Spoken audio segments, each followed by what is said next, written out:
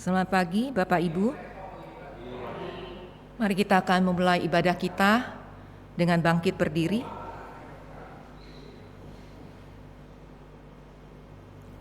Mari kita menghampiri tatah Allah. Mari kita puji muliakan Dia. Puji Tuhan Allah, Sang Pencipta Maha Kuasa.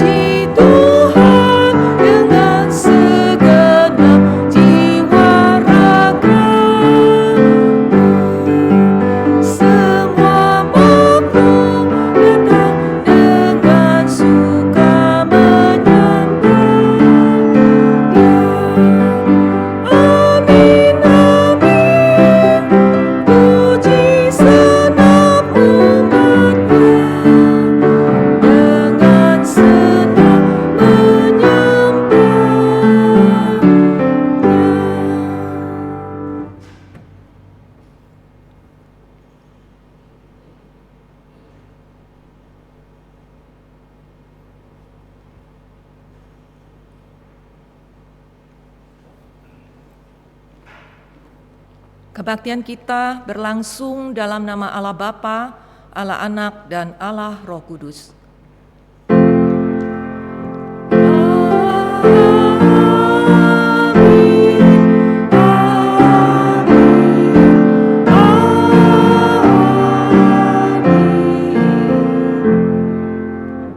Tuhan beserta saudara.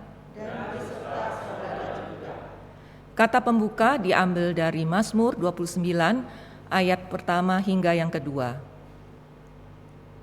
Mazmur Daud, kepada Tuhan hai penghuni sorgawi, kepada Tuhan sajalah kemuliaan dan kekuatan.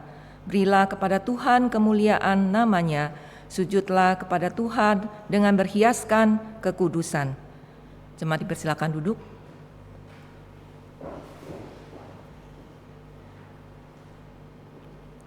Saat ini kita mau merendahkan diri kita di hadapan Tuhan, mengakui segala dosa dan pelanggaran kita.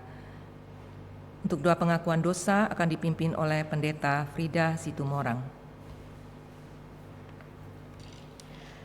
Mari bersama-sama kita berdoa.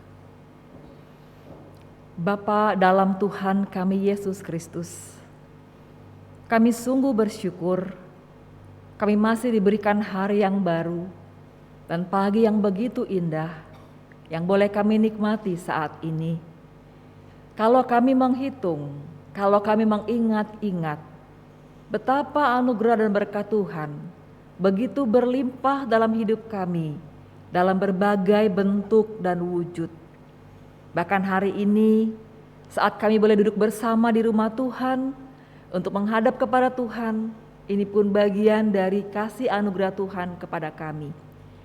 Namun kami juga menyadari dan mau mengakui di hadapan Tuhan dengan penuh kerendahan hati bahwa sekalipun kami diberkati begitu berlimpah, namun kehidupan kami sebagai anak-anak Tuhan tidak selalu sesuai dengan kehendak-Mu. Apa yang kami pikirkan, apa yang kami katakan, juga yang kami lakukan, yang kami simpan dalam hati, seringkali tidak berkenan kepada Tuhan dan menyakiti dan melukai hati sesama kami. Karena itu inilah kami, umat-Mu Tuhan, yang mengakui segala kelemahan kami, segala kejatuhan kami, segala dosa dan kesalahan kami. Kiranya Engkau berbelas kasih kepada kami dan mengampuni setiap kesalahan kami, agar kami kembali beroleh sukacita dalam melanjutkan hidup yang masih Tuhan percayakan dan melakukan segala sesuatu yang Engkau berkenan untuk kami lakukan. Kami berdoa dan memohon pengampunan-Mu di dalam nama Yesus Kristus, Tuhan dan Juru Selamat kami yang hidup. Amin.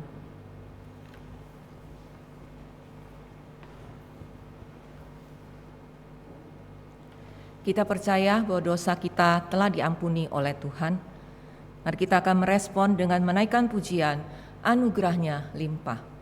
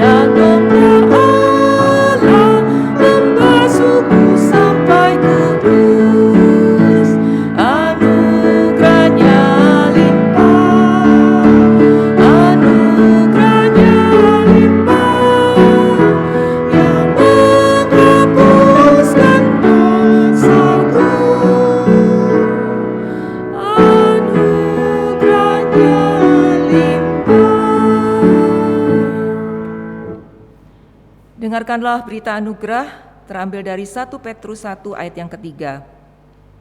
Terpujilah Allah dan Bapa Tuhan kita, Yesus Kristus, yang karena rahmat-Nya yang besar telah melahirkan kita kembali oleh kebangkitan Yesus Kristus dari antara orang mati kepada suatu hidup yang penuh pengharapan.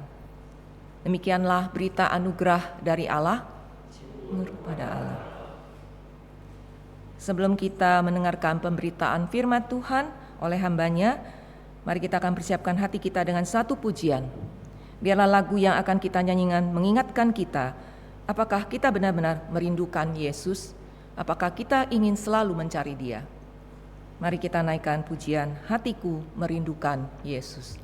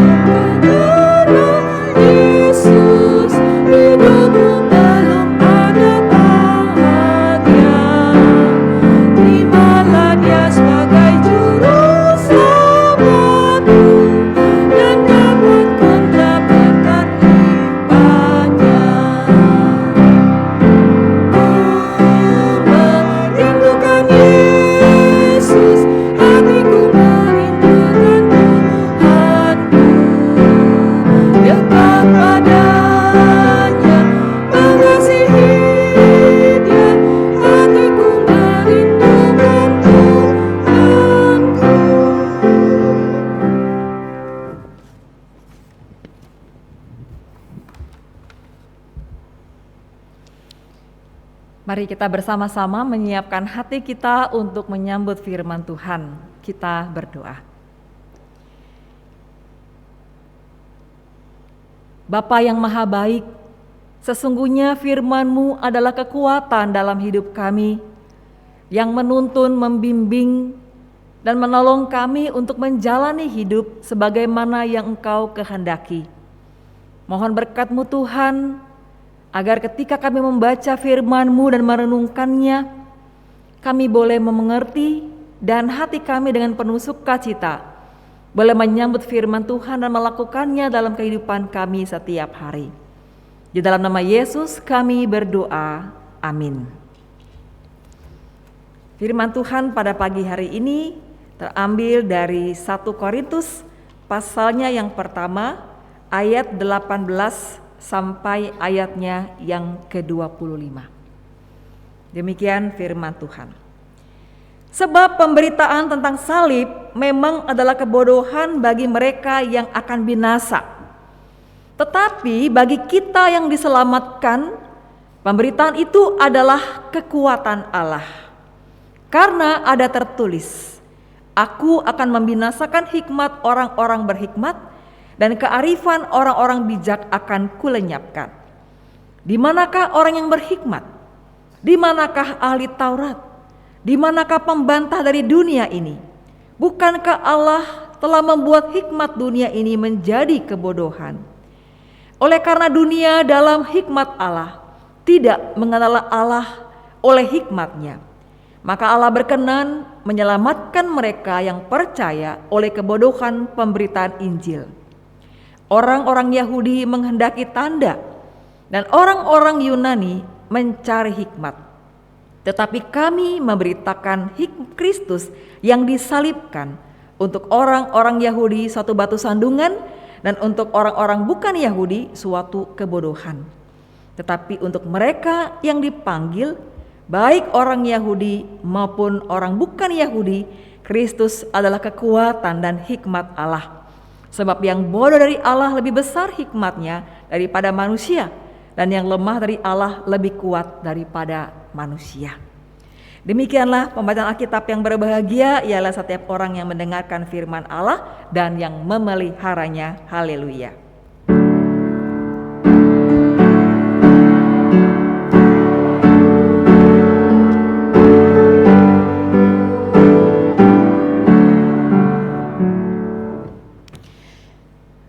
Ciao An, ni hao ma.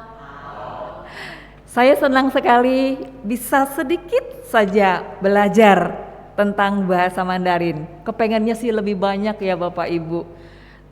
Beberapa kali coba ikut di gereja, tetapi karena terlalu banyak tugas tidak pernah disiplin untuk ikut begitu ya. Tapi senang bisa menyapa Bapak Ibu dengan kalimat-kalimat tadi ya. Saya baru pertama kali memimpin ibadah di sini. Saya melayani di GKI Samanhudi. Kalau Bapak Ibu pergi ke Pasar Baru, ya, dia persis di pinggir jalan. Nah, saya melayani di situ sejak tahun 1991 sampai sekarang. Luar biasa ya, sekian puluh tahun baru pertama kali nih ke sini. Ya, jadi saya bersyukur bisa bertemu, berkenalan dengan Bapak Ibu semua dan menyampaikan firman Tuhan yang kiranya boleh menjadi berkat untuk kita. Nah, saudara-saudara, di satu ruangan sekolah minggu itu si guru sekolah minggu bertanya kepada murid-murid sekolah minggu. Dia bilang begini, pada waktu penjalipan Yesus ada 3 salib yang sangat terkenal dan diceritakan dalam Alkitab. Salib yang di kanan, yang di kiri, dan yang di tengah. Nah, salib yang di kanan dan di kiri itu salib siapa? Kata guru sekolah minggu. Lalu anak-anak dengan semangat menjawab, salib penyamun. Benar gak Bapak Ibu? Betulkah salib penyamun? Betul ya. Salib penyamun yang ada di kanan dan kiri. Nah, yang di tengah-tengah, kata guru sekolah minggu. Salib yang di tengah itu salib siapa? Lalu kata anak-anak sekolah minggu dengan semakin keras seperti tadi ya, salib Yesus gitu. Nah, Bapak Ibu setuju nggak kalau itu salib Yesus? Setuju? Yang setuju angkat tangan coba. Ayo yang setuju. Yang setuju angkat tangan. Setuju? Setuju? Setuju? Setuju? Nah, Bapak Ibu, ketika kita mendengar pertanyaan salib siapa yang ada di antara dua penyamun itu, pada umumnya semua orang itu akan mengatakan itu salibnya Yesus. Kenapa? Karena yang disalib itu adalah Yesus. Jadi itu adalah salibnya Yesus. Tapi sebetulnya kalau kita mengerti dan memahami makna salib itu, maka kita akan mempertimbangkan ulang, benarkah itu salib Yesus? Kenapa? Saudara-saudara, salib itu adalah suatu bentuk hukuman yang terkenal pada zaman itu, tapi ditujukan kepada orang-orang tertentu. Siapa saja mereka itu? Penyamun, ya, perampok, pembunuh, pemberontak. Dulu itu kan orang-orang Yahudi kan dijajah oleh orang Roma ya. Jadi ada usaha mereka untuk memerdekakan diri gitu. Nah, kalau pemberontak itu tertangkap, maka akan dihukum di kayu salib. Ya. Jadi hukuman salib itu adalah bagi orang-orang yang memang kejahatannya terbukti. Jahat betul, merugikan masyarakat ya, membuat kegaduhan, kemudian bahkan melenyapkan nyawa orang gitu ya, lalu melawan pemerintah, itu hukumannya salib. Maka kata Paulus dalam surat Roma mengatakan salib itu adalah kutuk, karena memang orang-orang yang terkutuklah yang akan disalib. Juga dalam Galatia pasal 3 ayat 13, terkutuklah orang yang digantung pada kayu salib. Nah, kira-kira kita setuju tidak bahwa Yesus adalah termasuk dari kelompok tadi? Penjahat, perampok, atau pemberontak? Setujukah kita? Tidak. Yang dilakukan oleh Yesus adalah ketika ada orang yang sakit, dia sembuhkan. Yang buta dia celikan, yang timpang bisa berjalan, yang kusta disembuhkan. Ya. Ketika ada orang lapar, dia beri makan. Ketika ada orang haus, dia beri minum. Ketika ada orang yang disingkirkan, ditolak, dia rangkul. Nah, contohnya siapa Bapak Ibu? Contohnya adalah yang sampai naik pohon gitu loh untuk melihat Yesus, Sakeus. Sakeus itu gak diterima oleh semua orang, semua membenci dia. Tapi Yesus mau menerima dia, bahkan mau makan di rumahnya, mau datang ke rumahnya. Orang Samaria, perempuan Samaria yang di pinggir sumur, dia ke sumur siang-siang hari. Karena apa? Karena dia tidak mampu, tidak sanggup bertemu dengan banyak orang. Dia datang ketika dia tahu orang gak akan mungkin ke sumur siang-siang ngebolong gitu. Diterima oleh Yesus, diberi minum oleh Yesus. Yesus juga menerima para pemungut cukai, orang-orang yang bekerja sebagai pelacur, makan bersama-sama dengan mereka, menyembuhkan yang sakit, memberi makan yang lapar, memberi minum yang haus, menerima orang-orang yang berdosa, merangkul mereka yang ditolak, bahkan membangkitkan orang mati. Itu yang Yesus lakukan. Jadi sebetulnya hukuman salib itu bukan hukuman yang pantas untuk Yesus. Jadi kalau ditanya apakah itu salib Yesus, sebenarnya jawabannya adalah bukan. Itu bukan salib Yesus. Itu bukan salib Yesus karena Yesus tidak termasuk mereka yang memang pantas untuk disalibkan. Nah, pertanyaannya, kalau bukan salib Yesus, terus salib siapa? Mari Bapak Ibu, sekarang saya minta kita semua angkat tangan kanan tinggi-tinggi. Mari semuanya kita angkat tangan tinggi-tinggi. Semua kita angkat tangannya. Mari Bapak, kita angkat tangan yang tinggi Pak. Angkat tangannya.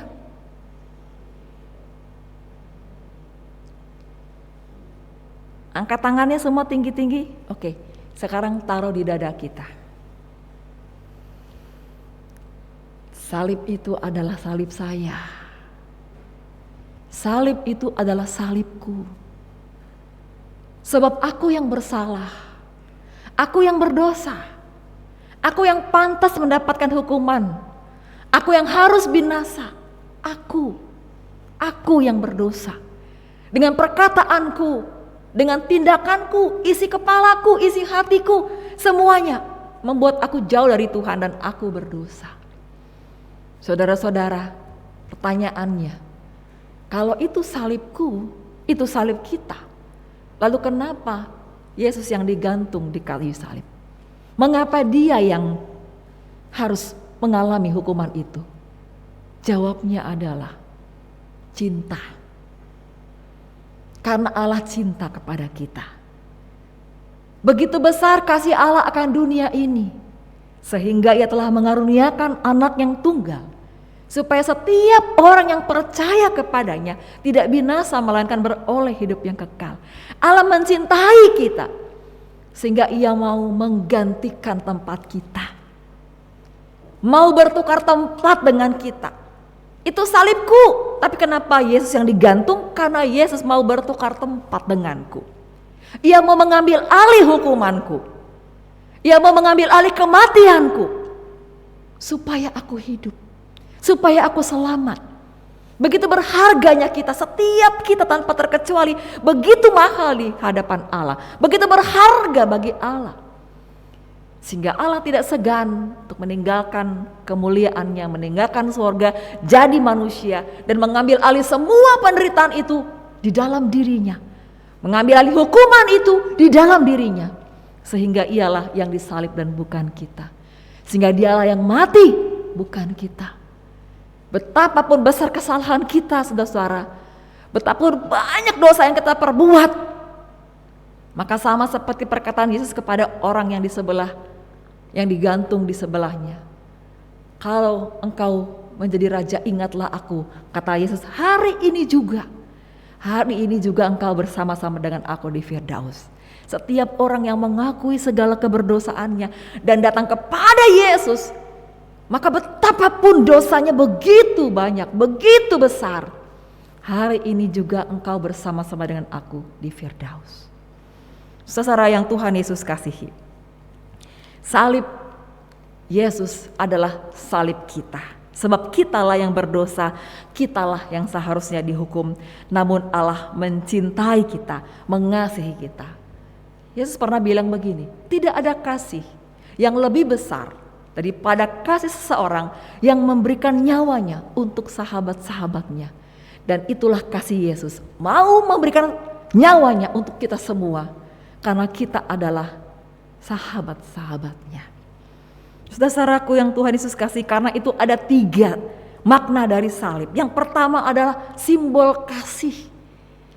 Kasih kepada Allah dan kasih kepada sesama.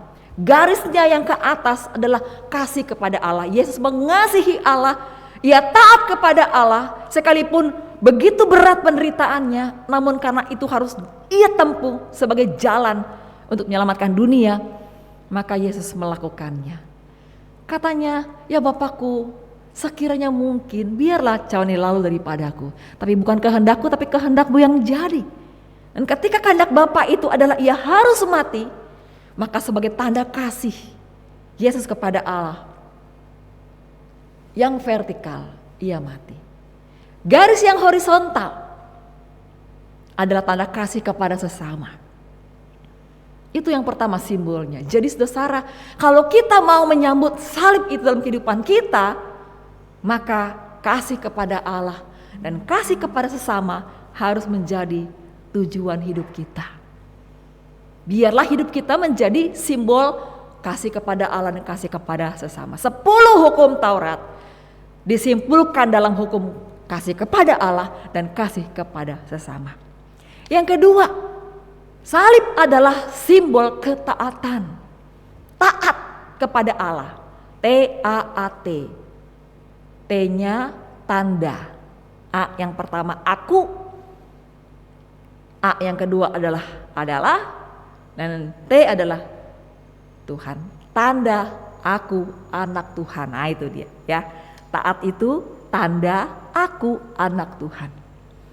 Itu makna yang kedua, ketaatan. Seperti Yesus taat kepada Bapaknya, maka hidup kita sebagai orang yang telah diselamatkan juga harus menjadi kehidupan yang taat kepada Allah.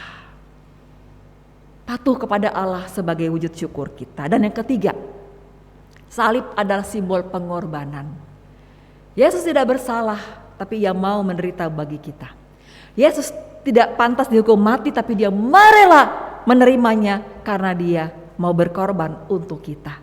Dengan demikian, pengorbanan juga merupakan sesuatu yang boleh kita lakukan dalam kehidupan kita, dalam keluarga, dengan pasangan, dengan anak-anak, dengan orang tua, dengan rekan, dengan teman, dengan saudara pelayanan. Kita juga boleh berkorban hal-hal yang kita dapat lakukan untuk menyatakan kasih kita kepada mereka. 3 hal ini saudara, kasih, taat, dan pengorbanan adalah makna salib yang senantiasa harus melandasi kehidupan kita.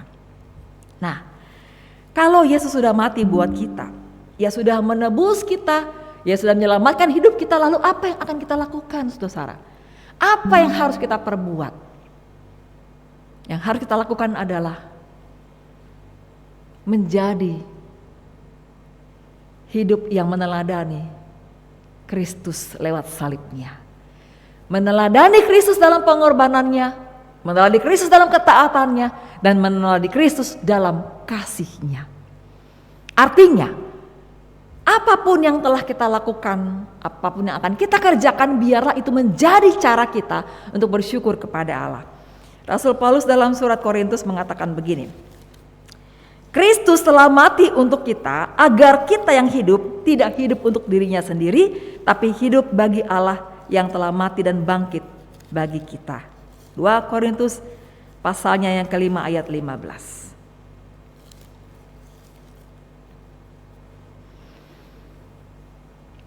Dan Kristus telah mati untuk kita agar kita yang hidup untuk, agar kita yang telah mati hidup untuk Kristus. Dan pada ayat yang ke-19, yang ke-17 dikatakan, jadi siapapun yang ada dalam Kristus dia adalah ciptaan yang baru, yang lama sudah berlalu dan sesungguhnya yang lama sudah datang. Artinya, saat kita percaya dan menyambut Kristus dalam kehidupan kita, maka hidup kita adalah kehidupan yang baru. Bukan lagi kehidupan yang lama, tapi kehidupan yang baru. Dan kehidupan yang baru adalah hidup menjadi seperti yang Kristus inginkan. Saudara, saya ingin mengumpamakan itu dengan ada selembar uang di tangan saya. Kita semua tentu tahu ya, uang ini 100.000 rupiah adalah nilai yang paling tinggi dari uang mata uang kertas kita, bukan? Seandainya saya memberikan kepada Bapak Ibu semua satu orang 100.000 begitu ya. Kira-kira apa yang bisa kita lakukan dengan uang 100.000 ini, saudara? Apa saja yang bisa kita lakukan dengan uang 100.000 ini?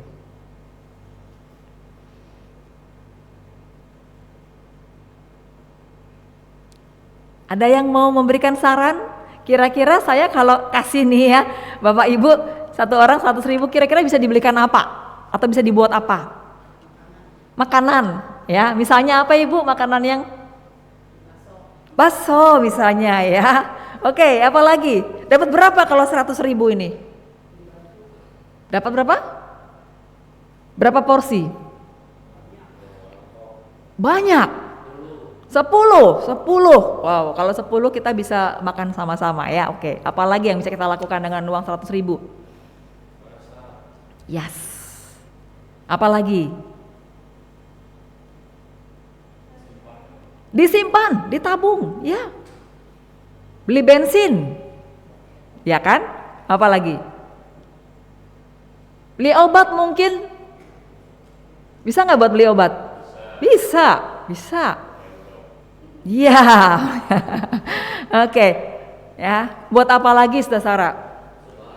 Persembahan. Wow, luar biasa ya. Kalau persembahan kita seperti ini, yang menghitung persembahan senang menghitungnya ya.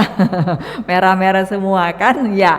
Apalagi yang bisa kita buat dengan 100.000? Ada yang suka kopi di sini? Suka kopi ya. Kalau kita minum kopi dengan uang 100.000 bisa berapa gelas ini? Banyak ya, kita bisa minum sama-sama ya. Nah, saudara coba perhatikan.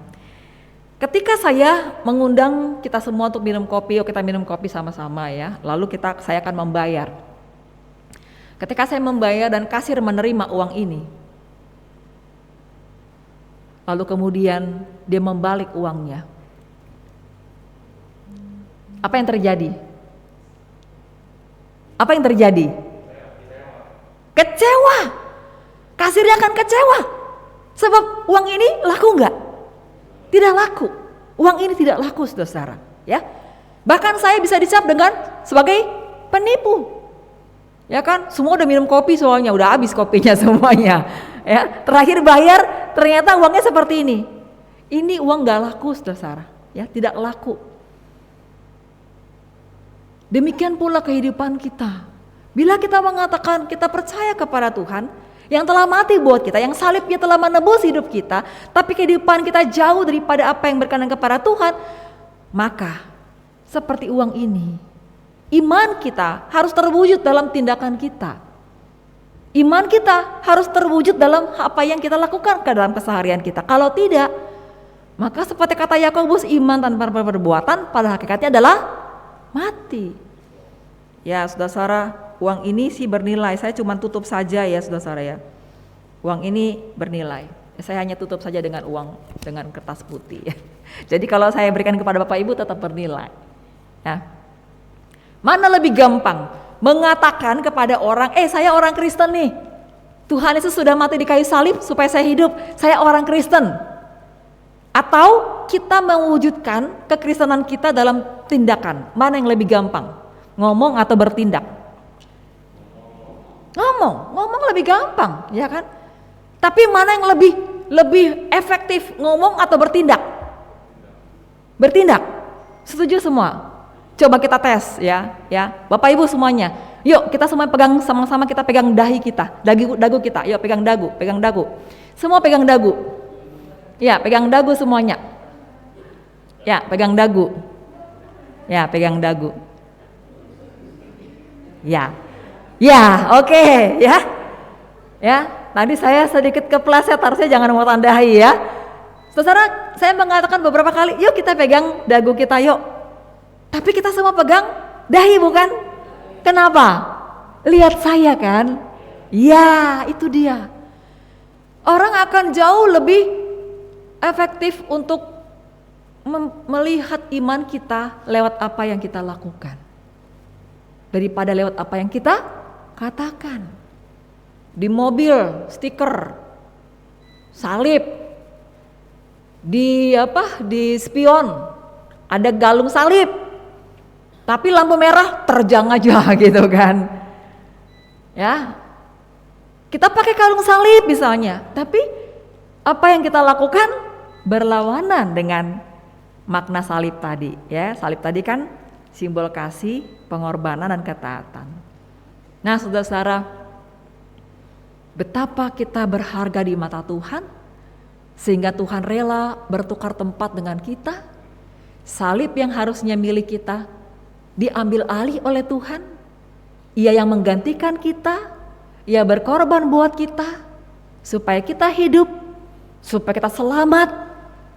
Bagi orang Yahudi, bagi orang Yunani, salib adalah kebodohan, kata Rasul Paulus. Tapi bagi Allah, salib adalah kekuatan. Dan bagi orang yang percaya, salib itu menyelamatkan. Kita semua sudah diselamatkan. Mari kita jadikan hidup yang sudah diselamatkan ini menjadi hidup yang memuliakan Tuhan. Biarlah lewat apa yang kita lakukan, kita katakan, kita pikirkan, kita jadi berkat. Saudara-saudara, menjadi berkat dan melakukan pekerjaan Tuhan tidak selalu harus berbentuk yang spektakuler ya. Kalau kita mampu, kita bisa, kenapa tidak? Saya punya uang cukup, oke, saya bangunkan rumah sakit, boleh. Saya punya uang banyak, saya bikin gereja, bisa. Saya punya uang yang cukup, saya bantu korban-korban bencana, oke. Tetapi hal yang sederhana dan kecil pun, kalau kita melakukannya dengan cinta, itu pun bisa menjadi bukti kasih Tuhan yang hidup dalam kehidupan kita. Suatu hari Mother Teresa, Bapak Ibu tahu Ibu Teresa? Ya. Dia bilang begini, tebarkanlah cinta Tuhan kemanapun kamu pergi. Pertama-tama di rumahmu sendiri. Jadilah ungkapan cinta Tuhan yang hidup melalui wajahmu, melalui sinar matamu, melalui senyummu, dan melalui salam hangatmu. Saudara-saudara, untuk semua hal yang tadi disebutkan Ibu Teresa, gak ada sedikit pun unsur materi, bukan? Artinya kita semua bisa melakukannya. Kalau kita seorang karyawan, kita menjadi karyawan yang jujur, bertanggung jawab, melakukan tugas kita dengan baik. Kalau kita adalah seorang tua, kita menjadi orang tua yang mencintai anak-anak. Kalau kita adalah seorang pengusaha, kita melakukan bisnis dan usaha kita juga dengan baik. Dan orang melihat apa yang kita lakukan dan memuliakan nama Tuhan di sorga. Kata Yesus, ketika orang melihat perbuatanmu yang baik, mereka akan memuliakan Bapakmu yang di sorga. Kiranya firman Tuhan hari ini boleh kembali meneguhkan kita semua, saya dan saudara-saudara, untuk selalu mengingat, saya loh yang harusnya digantung di salib. Tapi Tuhan Yesus sudah bertukar tempat dengan saya. Karena itu jangan pernah sia-siakan pengorbanannya. Jangan pernah sia-siakan kasih-Nya. Setiap matahari masih bersinar untuk kita. Setiap kita menikmati hari yang baru, mari kita bulatkan tekad kita bahwa saya akan melakukan yang terbaik kepada sesama saya, memuliakan Tuhan sebagai wujud syukur saya karena salib-Nya sudah menyelamatkan hidup saya. Amin.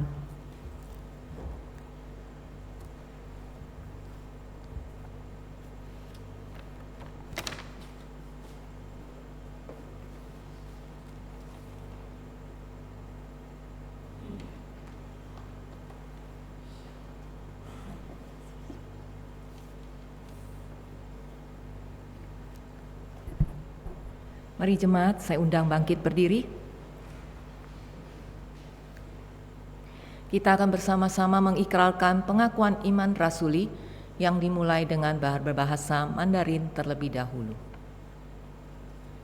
我信上帝，全能的父，创造天地的主。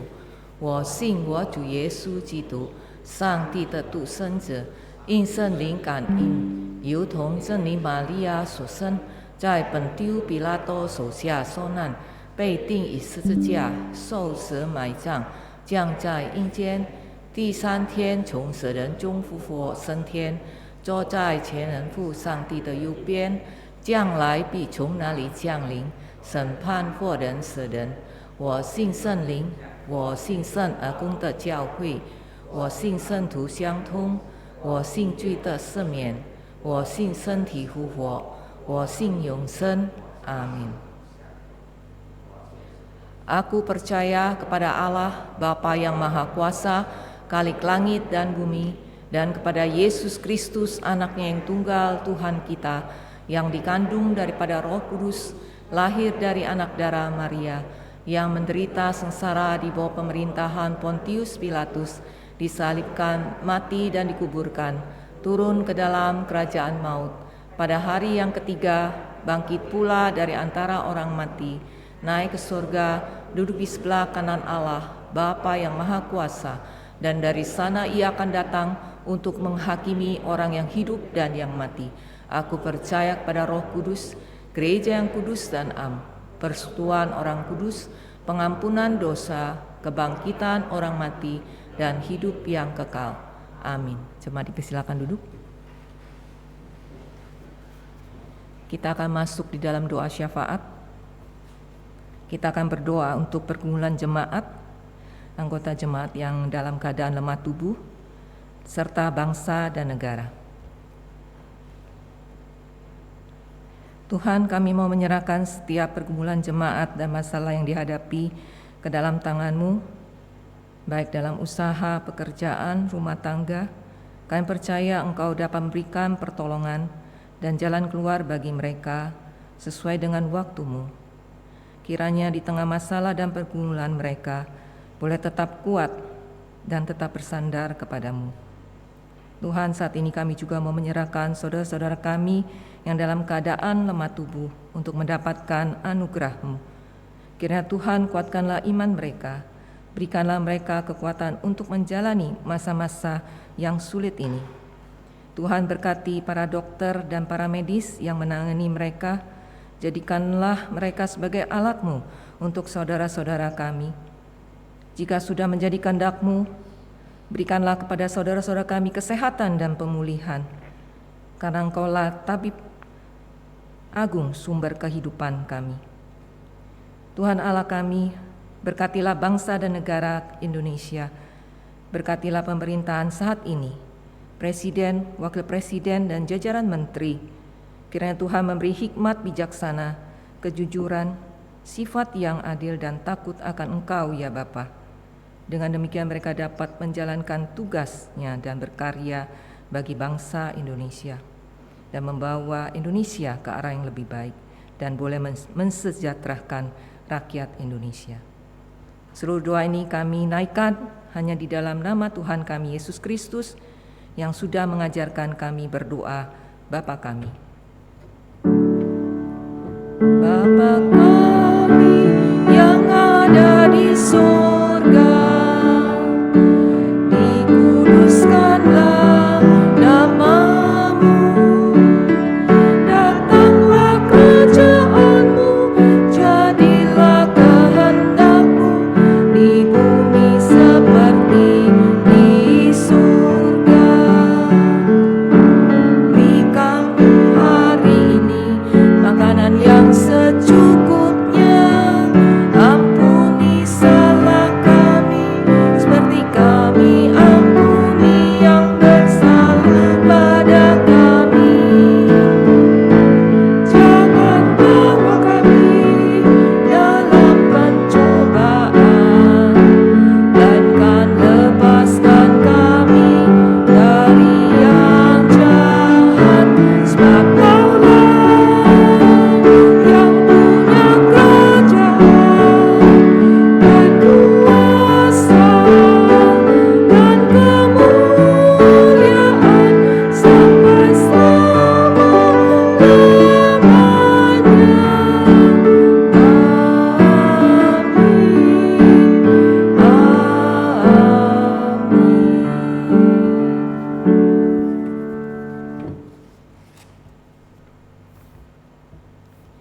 Saat ini kita diberikan kesempatan untuk memberikan persembahan syukur kita. Marilah kita memberikan yang terbaik bagi Tuhan dengan beralaskan pada firman Tuhan dari 1 Tawarik 16 ayat yang ke-29. Berilah kepada Tuhan kemuliaan namanya, bawalah persembahan dan masuklah menghadap Dia. Sujudlah menyembah kepada Tuhan dengan berhiaskan kekudusan. Mari kita akan menaikkan pujian, Kini Ku Mau Tuhan, dan menjalankan persembahan. Kini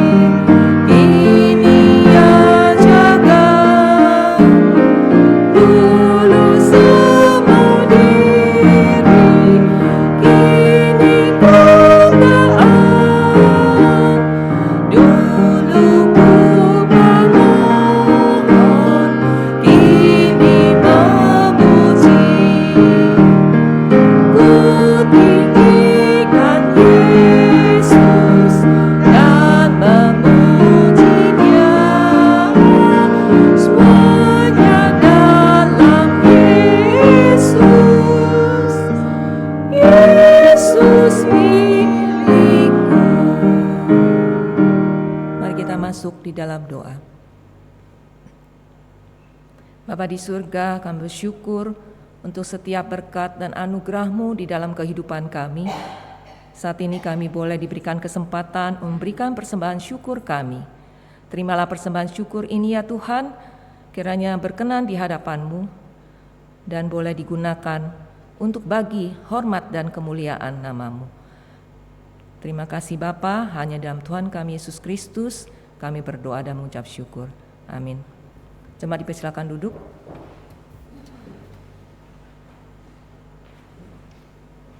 Selanjutnya adalah warta jemaat.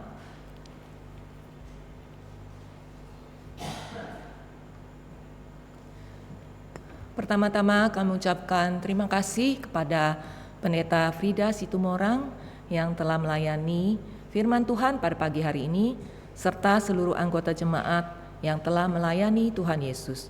Memberkati.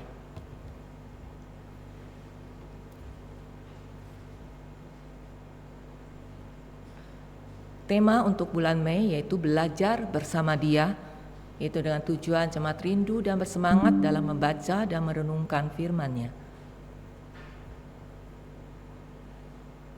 Gereja kita akan menerima pelayanan mahasiswa praktek 1 tahun atas diri Evangelis Marvin Yonatan dari Seminari Alkitab Asia Tenggara Malang mulai dari 1 Mei 2023 sampai 1 Mei 2024.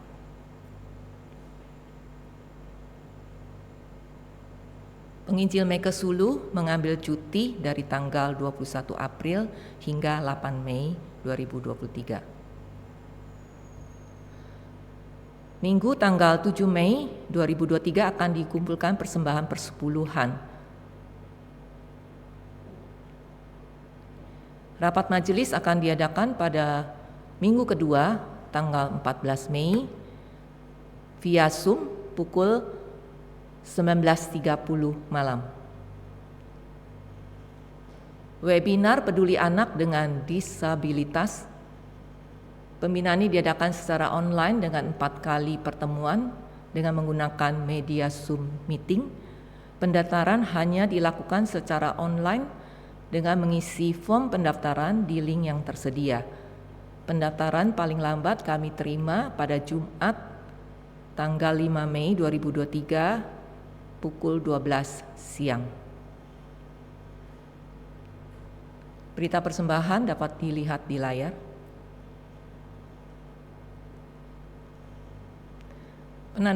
Penata layan kebaktian umum minggu depan tanggal 7 Mei pukul 7.30 WIB.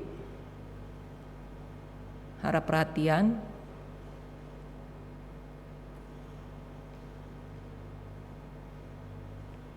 Kita akan melihat video untuk sosialisasi pemilu.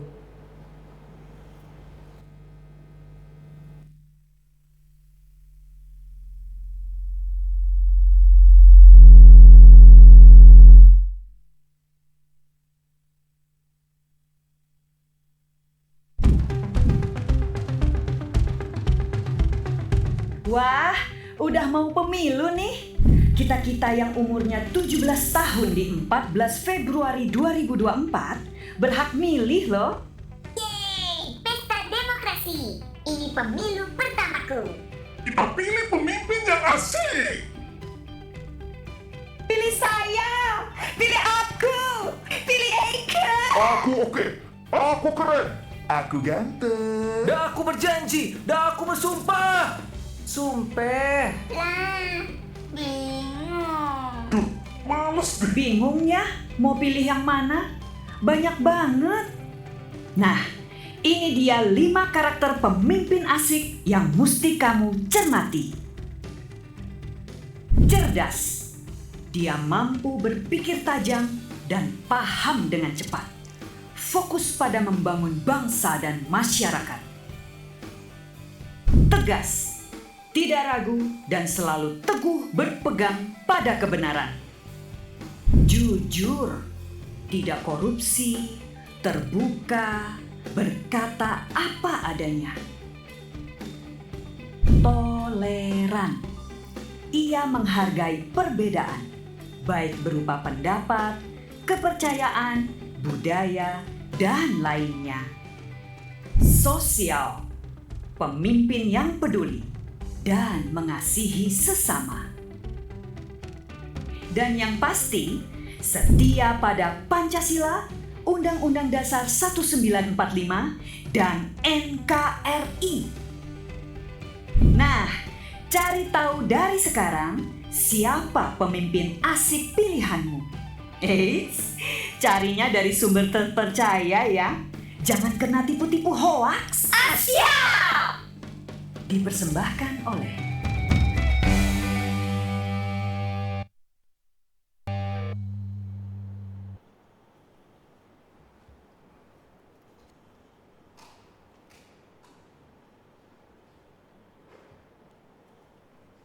Saya membuka ruang kesaksian. Adakah di antara jemaat yang akan memberikan kesaksiannya?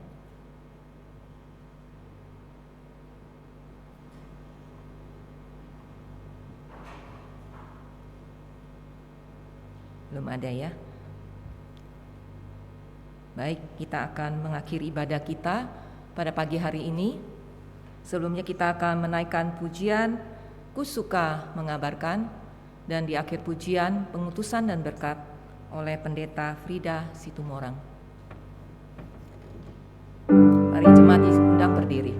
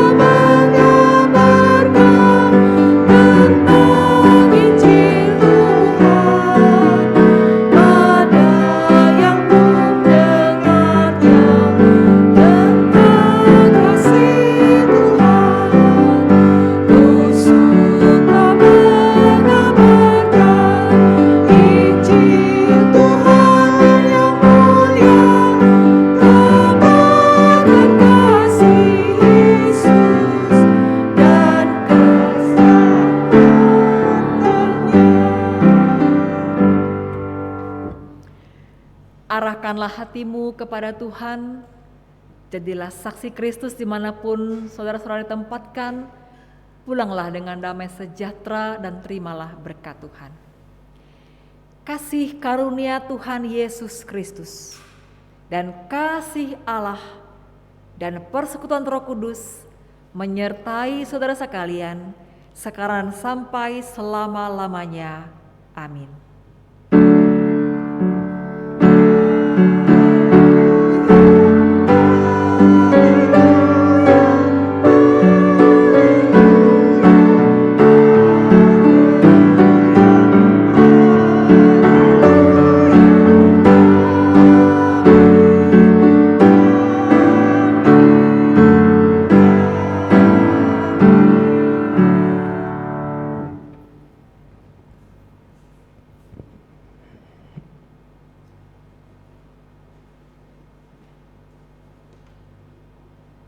Jemaat dipersilakan duduk, doa teduh kebaktian selesai, selamat hari Minggu.